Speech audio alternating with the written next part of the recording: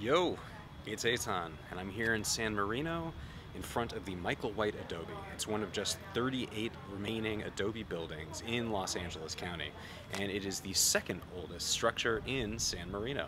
Currently, it's surrounded by athletic buildings for the San Marino High School. Go Titans! But back when it was built around 1845, there was just nothing around here. This was owned by a guy named Michael White, who was an English sailor who came to LA in the 1820s, became a Mexican citizen, changed his name to Miguel Blanco, and was granted 78 acres of land by Governor Pio Pico, the last Mexican governor of California, before it became part of the US. He called this land Rancho San Isidro and planted grapes and other crops around it. So a little bit about this Adobe house itself. It was built in 1845. At that time, Adobe construction was very typical. It wasn't until later, when California became part of the United States, that you would more commonly see milled lumber being shipped in and used for housing. But even within Adobes, this is a fairly rare one just because of its construction methods. So most Adobes, you'd have these two smaller bricks laid side by side to make up the walls. This Adobe, there's a room in here where you have 22-inch long bricks, much longer than normal ones, and they're laid from the exterior to the interior, so it's just one brick thick. Now what we see right now is actually a smaller footprint than what you would have seen back in the 1870s. There was another wing added with a living room and another kitchen and a second story. And that was there up through at least the 1930s. In the 40s, it was removed by the San Marino School District, which had taken over.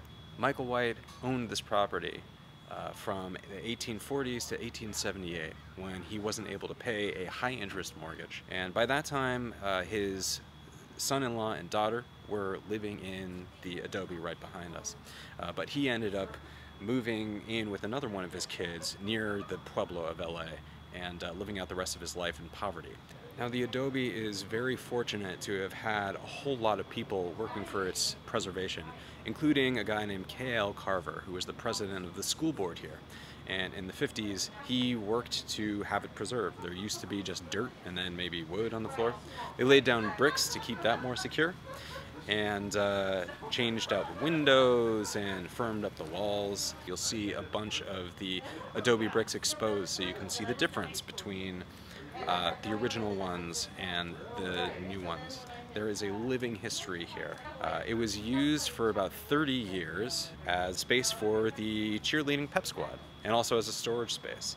But in the 80s, the San Marino Historical Society moved in, and their headquarters was here for a while. Now it's overseen by the Friends of the Michael White Adobe. Right now they're raising funds to seismically retrofit this place so that the high school can actually hold events here during school hours. This building's caretakers have done an excellent job of trying to preserve some of the original features while still recognizing the entire history of its development. Absolutely worth a visit on the rare occasions when they open this up to the public. Thanks for doing LA with me.